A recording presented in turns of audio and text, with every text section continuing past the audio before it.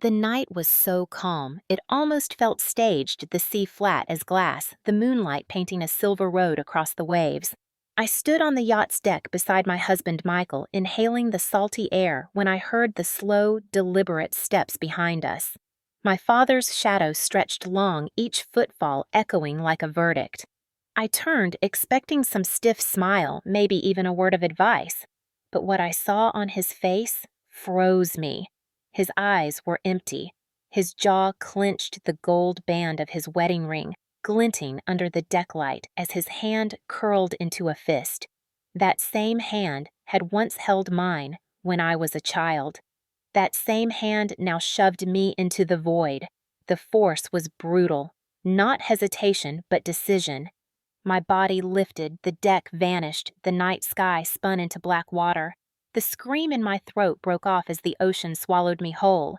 Salt burned my lungs, cold ripped through my bones, every nerve screaming survival. Above me, distorted through the rippling surface, I saw Michael thrashing too.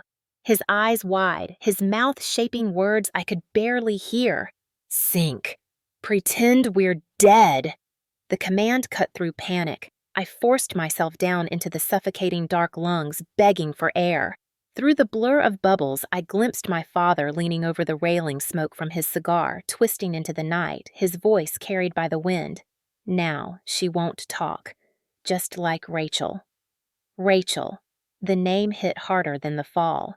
20 years ago, she had died in a car crash on a rain-slick road, or at least that's what we were told.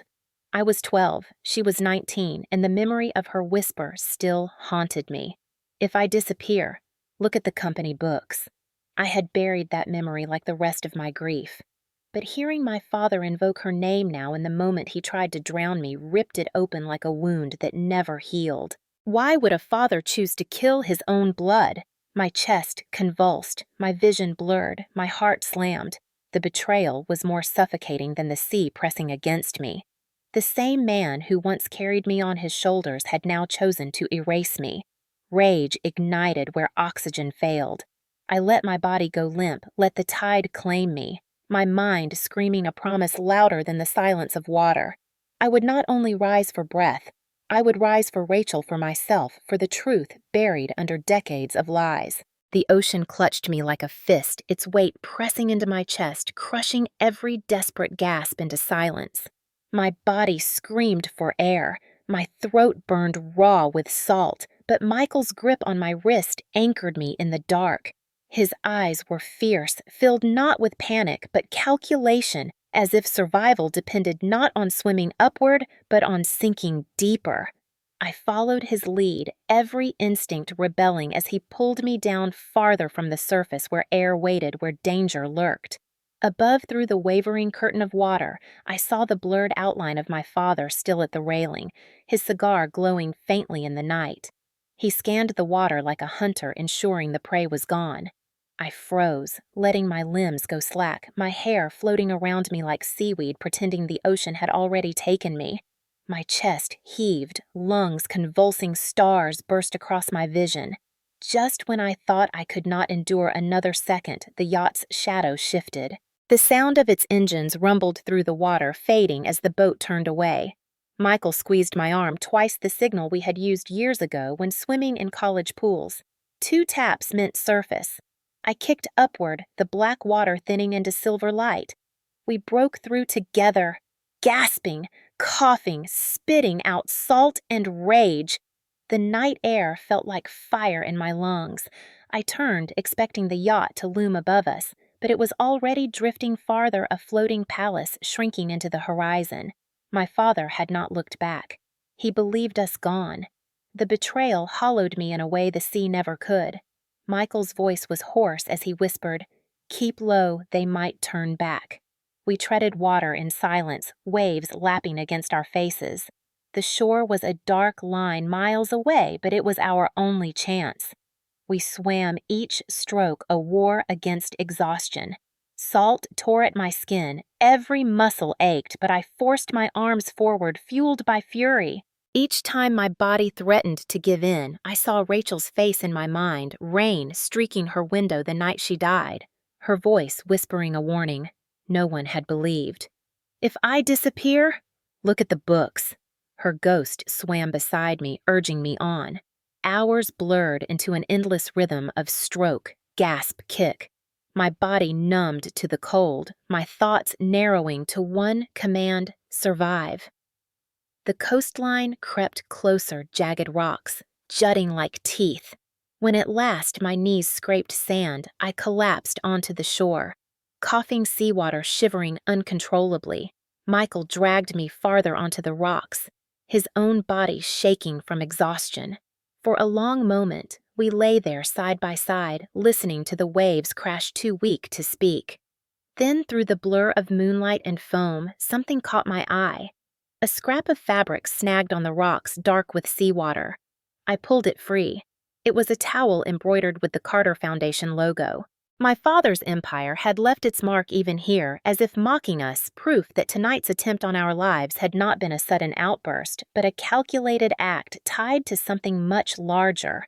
I clenched the soaked towel in my fists, salt water dripping from its edges, my teeth chattering as fury coiled tighter inside me.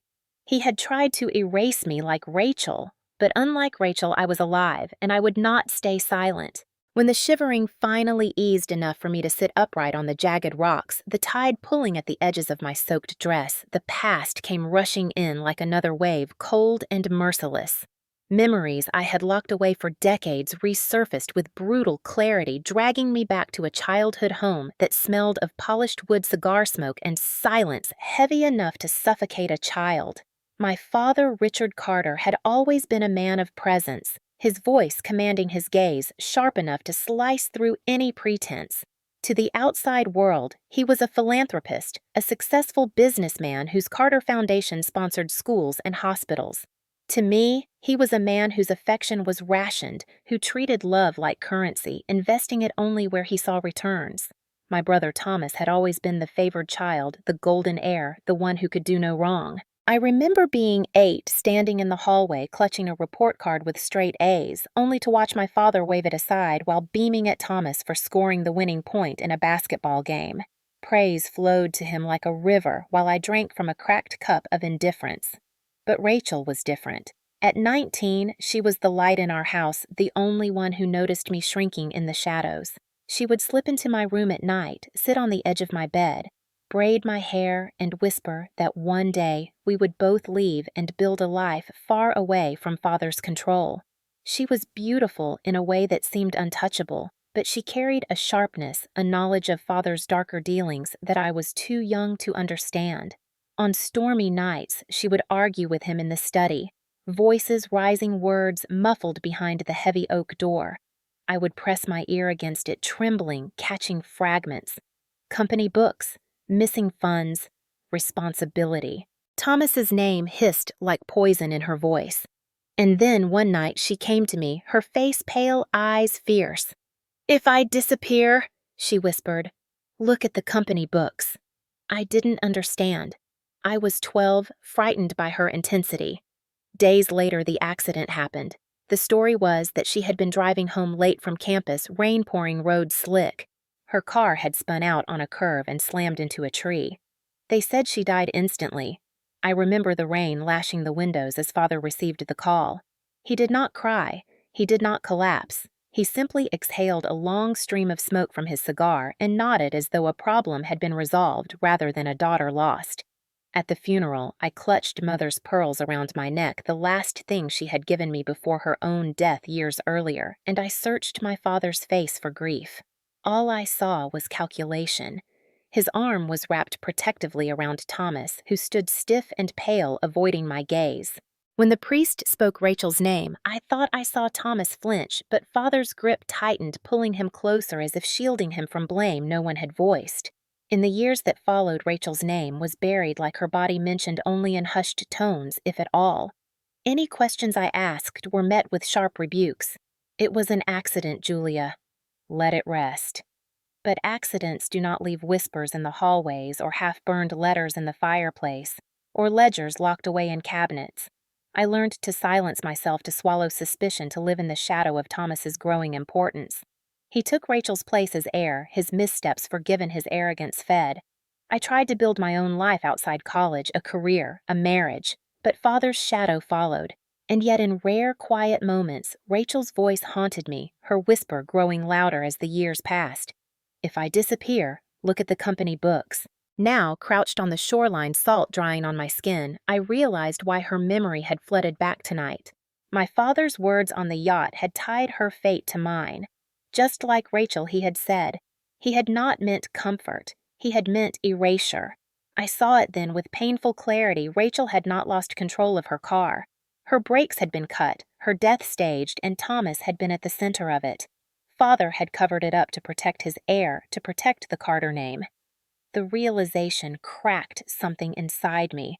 It was not only betrayal of me tonight, it was betrayal of Rachel 20 years ago, betrayal of justice, betrayal of the truth. My chest ached not just from seawater, but from rage. Michael shifted beside me, his hand finding mine, grounding me in the present. "We survived," he whispered, his voice raw, but it was not only survival that mattered anymore. It was the truth that had been drowned with Rachel and nearly drowned with me. And as the waves roared against the rocks, I vowed silently that my father's empire would not bury another daughter. Dawn had barely touched the horizon when we staggered back to the small cottage we had rented for the weekend, our bodies raw from salt and exhaustion. Michael collapsed onto the couch, his breathing ragged, while I stood in the doorway, dripping seawater onto the floorboards, staring at the world outside with hollow eyes. My father had tried to kill me. That truth rang in my skull like a bell that would never stop. I stripped off my soaked clothes, wrapped myself in a blanket, and tried to still my shaking hands. That was when I heard the scrape of metal against wood. The sound came from the front porch. My pulse leapt. I edged forward, every nerve taut, half expecting to see one of Father's men waiting to finish what he had started.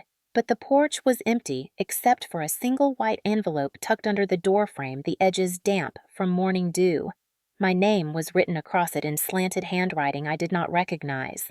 My breath caught as I tore it open. The paper smelled faintly of mildew, the ink smudged in places, but the words were clear enough to freeze the blood in my veins. Rachel didn't crash. The brakes were cut. I stared, my vision blurring, my mind splintering between past and present.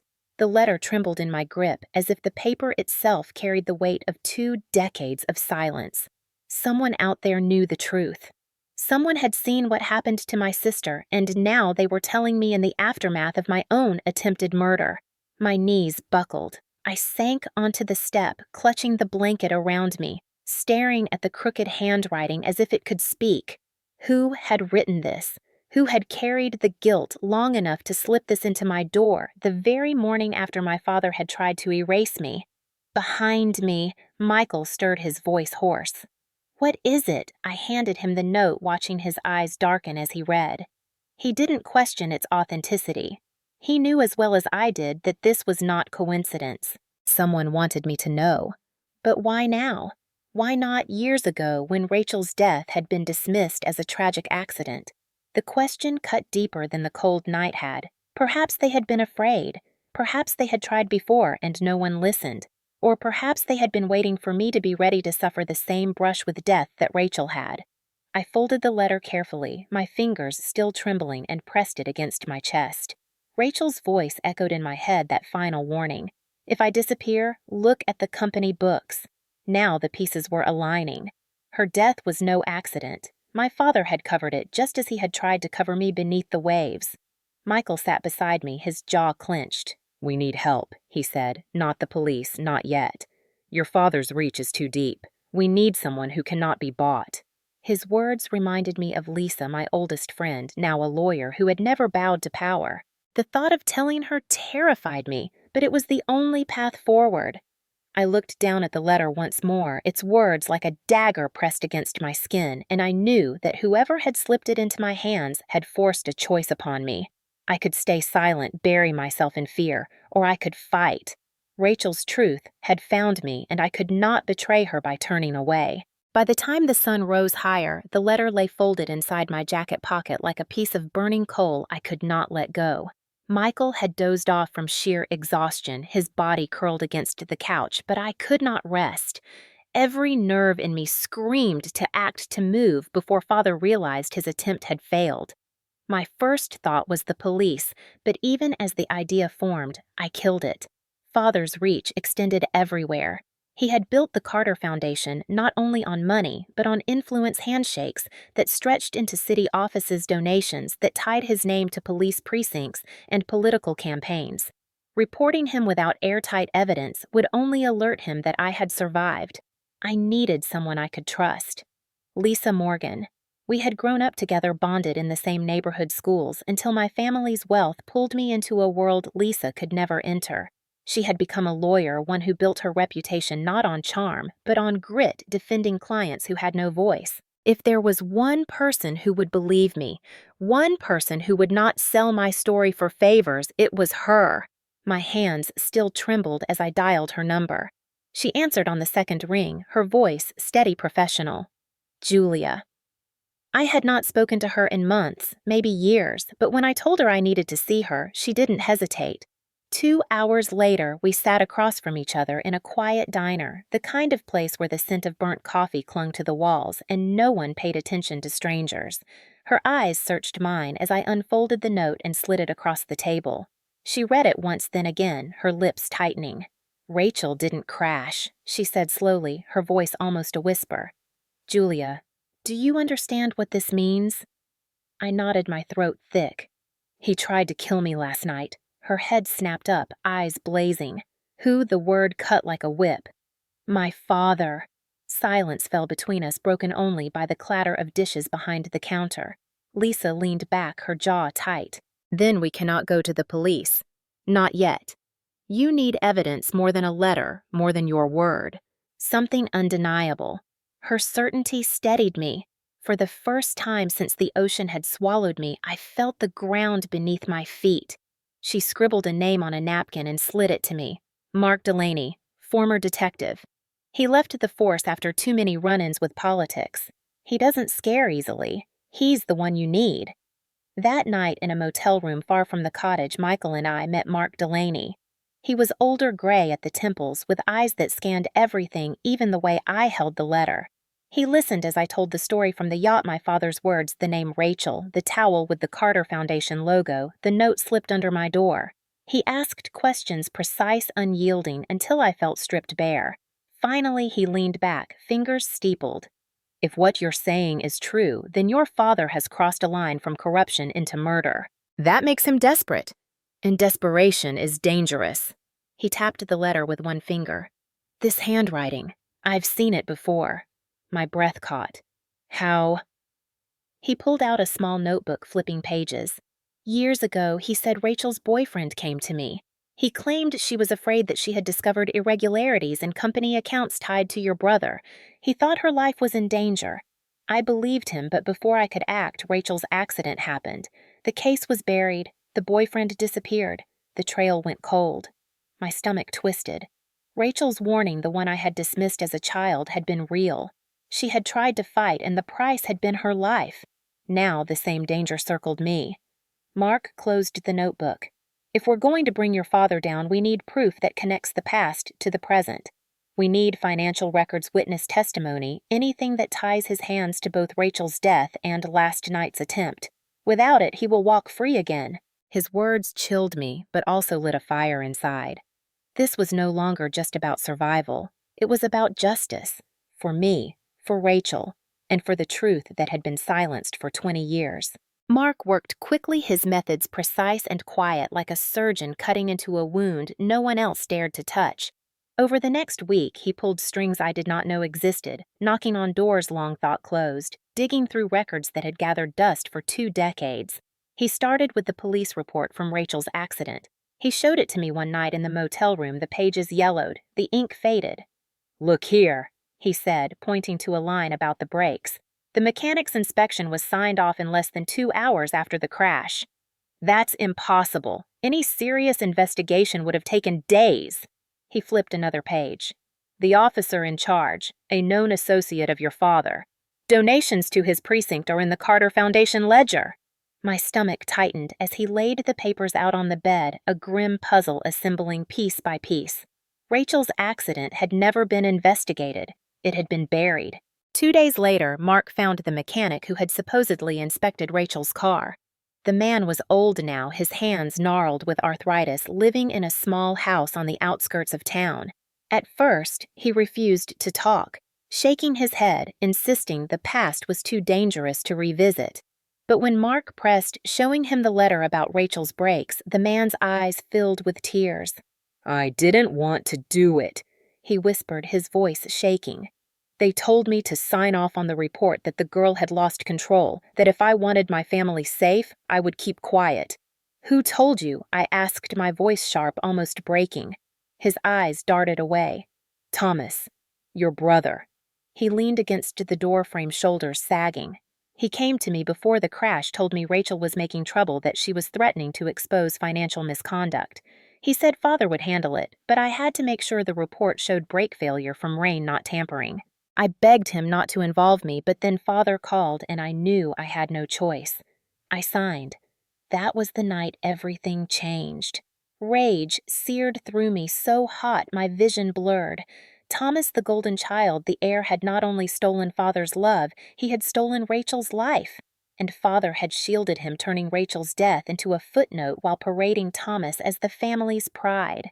Mark recorded every word, his voice calm, as he asked the man to swear his statement before a notary. The old man nodded, trembling, as though relieved the secret would finally be lifted from his shoulders. The next lead came from Rachel's old boyfriend, the one Mark had mentioned. For years he had vanished, but Mark tracked him to another state, living under a different name. When we finally met him in a dimly lit diner 2 towns over, his face was lined with years of silence and fear. I tried to warn her, he said, his hands clutching a chipped coffee mug. She found discrepancies in the Carter books, money funneled into shell companies' accounts under Thomas's name. She told me she was going to confront your father. I told her not to. The night before she died, she called me crying, said Thomas had threatened her. She asked me to meet her the next day. But she never came. His voice cracked. When I heard about the accident, I knew it wasn't rain that killed her. It was them. Every word drove deeper into me, each detail a nail sealing the coffin of my father's lies. Rachel had been right. She had seen the rot at the core of our family, and they had silenced her to protect Thomas. Mark leaned forward. "Would you testify?" The man hesitated, fear flickering in his eyes, but then he nodded. "For Rachel, yes." The evidence was mounting a chain stretching from Rachel's death 20 years ago to the attempt on my life now. Mark laid it out for me late one night, his voice steady. "Thomas killed Rachel. Your father covered it up, bribed police, silenced witnesses, and when you started asking questions when you got too close, they tried to erase you the same way. It's the same pattern." I pressed my palms to my eyes, the weight of it crushing me. My father had not just failed me.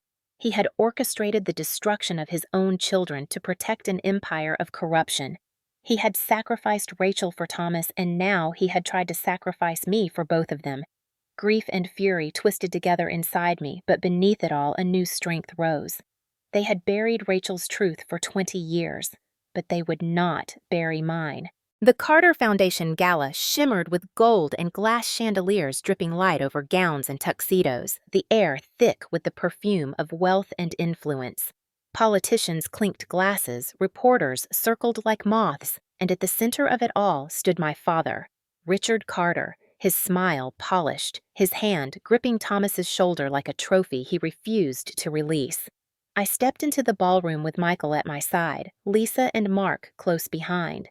My pulse hammered, but my face remained calm, painted into the same serene mask Rachel used to wear when confronting Father's wrath. Tonight was not about fear. Tonight was about truth. A waiter passed with a tray of champagne.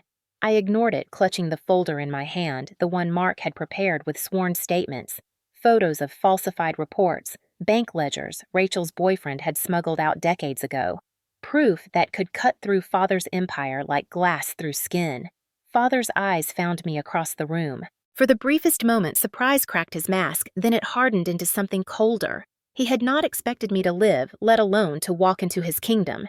Guests turned as I approached, whispers rippling. He spread his arms as though greeting a beloved daughter. "Julia, you look radiant," he said, voice booming. I forced a smile. Radiant for someone you tried to drown. The words sliced the air. Conversations around us faltered. Wine glasses froze mid-air. His smile did not falter, but his grip on Thomas's shoulder tightened. Let's not make a scene. But I wanted a scene. I wanted every eye to see what he truly was. I raised the folder high. 20 years ago, my sister Rachel died in what was called an accident. But it was not. Her brakes were cut. Gasps rippled through the crowd. Cameras shifted lenses, snapping into focus. Father's mask cracked his jaw, tightening, but I pressed on my voice, steady. Rachel found proof of money stolen from the foundation funneled into accounts under Thomas's name. She was silenced. And last week, when I confronted the same truth, my father and brother tried to silence me too. They pushed me off a yacht and left me for dead. Murmurs grew into a roar. Reporters surged forward, microphones lifted. Father raised his hand, his voice sharp. Lies. She is unstable, traumatized. My daughter has always struggled with envy. But Lisa stepped forward, holding up notarized affidavits. Witnesses have sworn under oath. The mechanic who falsified Rachel's accident report. Rachel's boyfriend who risked his life to keep evidence safe. The paper rustled in her hands, undeniable. Guests gasped, some stepping back from Father as if the air around him had turned toxic. Thomas's face paled, sweat beating at his temples. I looked straight at him. Tell them, Thomas. Tell them what you did to Rachel. His lips trembled. Shut up, he hissed, voice cracking. Father's hand squeezed his shoulder hard, a warning. But the pressure was too much, the years of guilt boiling over. I didn't mean to, Thomas blurted, his voice carrying across the hall. She was going to ruin everything. She threatened to destroy Father to expose the money. I only wanted to scare her to teach her a lesson. The words spilled unstoppable like blood from an open wound. But the brakes I cut them because Father said she left us no choice. Silence slammed down on the ballroom, heavier than stone. Guests stared horrified as the truth hung in the air. Reporters shouted questions, cameras flashing like lightning. Father's face turned ashen, his mask shattered. He hissed, "You fool." Security moved toward us, but Mark stepped forward, badge gleaming, his voice commanding. No one moves. This is evidence of murder. Officers surged through the doors, summoned by the signals Mark had prepared. In seconds, the room erupted, guests, scrambling reporters shouting, police advancing on Father and Thomas. For a moment, Father tried to resist, his voice booming that this was slander, but the handcuffs clicked shut around his wrists, and the empire he had built on lies crumbled under the weight of truth. I stood in the center of the chaos, Rachel's name burning on my tongue, my heart pounding with grief and vindication. The gala had been meant to celebrate the Carter Foundation's legacy. Instead, it became the night their sins were dragged into the light, their legacy rewritten as betrayal and blood. The ballroom descended into chaos as flashing cameras collided with shouts and the sharp commands of officers. Guests pressed against the walls, jewels glittering under trembling hands, the clink of champagne flutes shattering against marble floors. Richard's wrists were already cuffed, but his fury was volcanic, his eyes blazing as he lunged forward, nearly dragging 2 officers with him. "You dare disgrace me in my house!" he roared, his voice shaking the chandeliers. Thomas, his face drenched with sweat, twisted violently as officers grabbed his arms. He fought like a cornered animal, his voice shrill. "She's lying. She's always been jealous. Rachel was nothing." The words hit me like acid, and before I could react, Michael stepped in front of me, his body shielding mine. "Stay back," he said through clenched teeth, his eyes locked on Thomas's flailing form. The crowd gasped as Thomas kicked free, knocking one officer to the ground. He seized a champagne bottle from a nearby table glass, glittering like a weapon in his hand. His chest heaved, his eyes wild as he brandished it toward me. "If you had just stayed quiet, none of this would have happened," he spat, his voice cracking under rage and fear. My knees weakened, but I stood my ground, refusing to flinch. Mark moved fast, his hand on his concealed firearm, his voice low and commanding. "Drop it now, Thomas." The tension stretched razor thin, every breath in the room suspended. Thomas's hand shook the bottle, raised his eyes, darting between me and father, who was still struggling against the officers, shouting curses, his voice booming. "Do it, Thomas!" He snarled the words, slicing through the noise. "Do it now!" For a moment, the world froze, the past and present colliding in a single heartbeat. The same command that must have sealed Rachel's fate 20 years ago now hurled again at me. Rage erupted inside me, burning hotter than fear. I stepped forward, my voice clear and sharp. "You already killed one sister. Do it again, and every camera in this room will capture your face for the world to see." Reporters surged closer, cameras flashing, microphones shoved forward. Thomas's eyes flickered, the weight of exposure crashing down on him.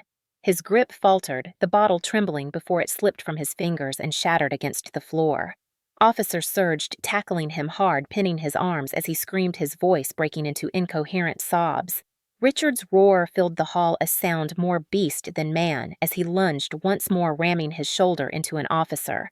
The struggle dragged him across the polished floor until 3 men forced him down his cheek, pressed into the marble, his voice still spitting venom. "You think this is over, Julia?" He spat, his eyes locking on mine with a hatred so deep it froze the blood in my veins. "The Empire doesn't die with me." But even as he said it, I saw the truth. The cameras had captured everything. The slip confession, the violence, the desperate command. The Empire had already crumbled. Lisa's voice rose above the din, steady and clear. "It's over." Her words cut through the chaos like a bell, final and undeniable. Richard and Thomas were dragged upright, their wrists cuffed behind them, their once immaculate suits torn and stained. The guests parted in silence, their eyes wide, their whispers a mixture of horror and fascination. I stood in the center, my chest heaving, Rachel's name pounding in my heart. The violence had erupted like a storm, but now the air was clearing, leaving only the wreckage of 2 men who had built their legacy on lies and blood. The courthouse smelled of varnish and old paper, the kind of place where history etched itself into wood grain and silence pressed heavy on the air.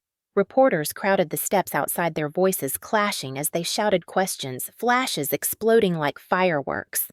Inside, the tension was a living thing, curling around every bench, every whisper. I sat beside Michael Lisa at my other side, Mark a steady presence behind us. Across the aisle, Richard and Thomas entered in chains, their suits replaced by stark prison uniforms, their eyes scanning the room like predators still searching for prey. Richard's gaze locked on me, a cold smile twitching at the corner of his lips, but I refused to look away. For once, he could not control the narrative. The judge entered gavel striking and the trial began. The prosecution wasted no time. They laid out the timeline with surgical precision. Rachel's death 20 years ago, the falsified accident report, the mechanic's coerced signature, the sudden disappearance of Rachel's boyfriend. Then they tied it to the present, the attempt on my life, the slip confession at the gala. Each piece clicked into place like a lock sealing shut. Witness after witness stepped forward. The mechanic, hands trembling but voice steady, swore under oath that Thomas had ordered him to falsify the report, that Richard had threatened his family if he refused. Rachel's boyfriend, his voice hoarse with years of silence, recounted her discovery of the siphoned funds, the threats Thomas had hurled at her, the call the night before her death. His eyes met mine when he finished, and for the first time in 20 years, Rachel's truth was spoken in open court. Mark presented the recordings from the gala, Thomas's voice cracking as he confessed Richard's command echoing like a death knell. "Do it now." The jury leaned forward, their faces taut, some pale, some flushed with anger. Richard's defense tried to paint me as unstable, jealous, driven by resentment of Thomas's favored status. They paraded character witnesses who described Richard as generous, Thomas as dutiful, but the weight of evidence was a tidal wave that no words could withstand. Lisa rose for cross-examination, her voice like steel wrapped in velvet. She dismantled each defense witness with precision, exposing their ties to foundation money, their debts, their favors owed. One by one, credibility collapsed until silence fell heavy in the courtroom. The climax came when Richard himself took the stand. His voice boomed with the confidence of a man who had controlled narratives his entire life. He spoke of sacrifice of family loyalty of ungrateful children. But when the prosecution played the video again, the clip where he ordered Thomas to kill me in front of hundreds of witnesses, the mask shattered. The jury watched his face, his lips forming the words, his eyes cold and merciless. The silence that followed was heavier than any gavel strike. The trial lasted 3 weeks, each day peeling back another layer of rot. Finally, the jury filed back into the room, their expressions grave. The foreman rose, voice steady. On the charge of conspiracy to commit murder, guilty. On the charge of first-degree murder in the death of Rachel Carter, guilty. On the charge of attempted murder of Julia Carter, guilty. The words rang out like bells, each one slamming into my chest with both pain and release. Richard's face remained carved in stone, but Thomas broke sobs racking his body as he clutched the defense table, his cries echoing through the chamber. The judge's voice cut through.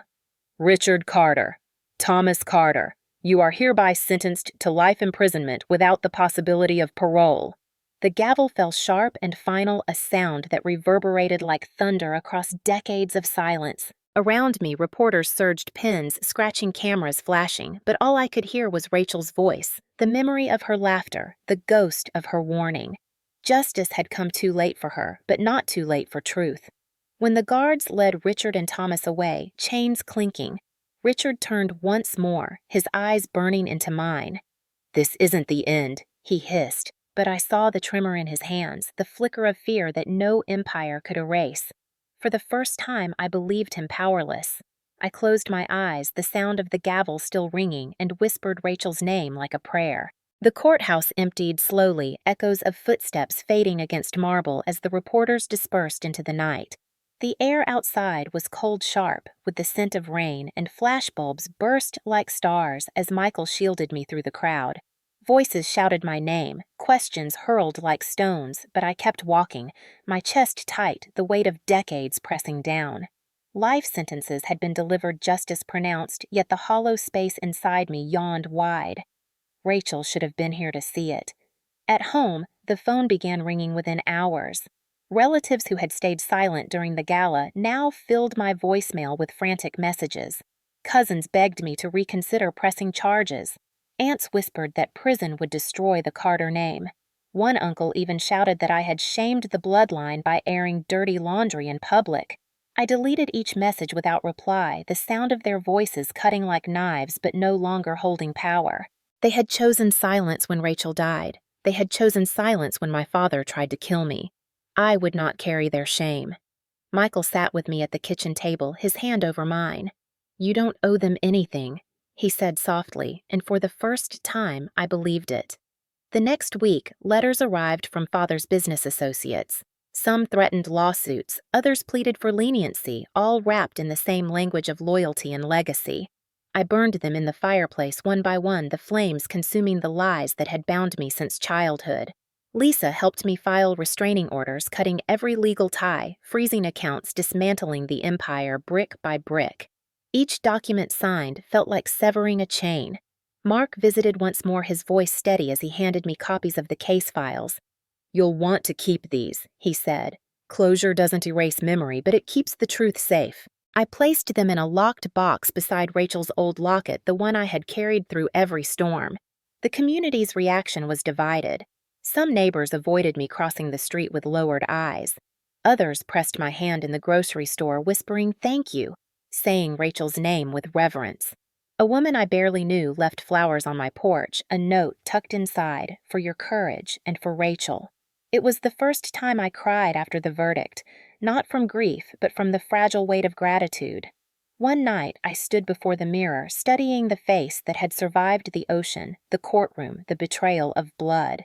The bruises had faded, the cuts healed, but the scars inside glowed like embers. I whispered aloud the boundary I had carved in stone. I am no longer their daughter. I am Rachel's sister, survivor, witness, truth-bearer. My reflection stared back steadier than I had ever seen. Father's voice no longer echoed in my ears. Thomas's threats no longer shook my bones. Their chains had broken, and I had drawn the line they could never cross again. Spring arrived slowly, the chill of winter loosening its grip as blossoms spilled across the city streets. Months had passed since the verdict, yet the weight of the trial still lingered like the shadow of a storm. I walked each morning past the courthouse steps not to relive the pain, but to remind myself that truth had been spoken there, that Rachel's name had finally been cleared. With Lisa's help, I registered the Rachel Foundation, a nonprofit dedicated to victims of family betrayal and hidden abuse. The paperwork was thick, the process grueling, but each signature felt like stitching a wound closed.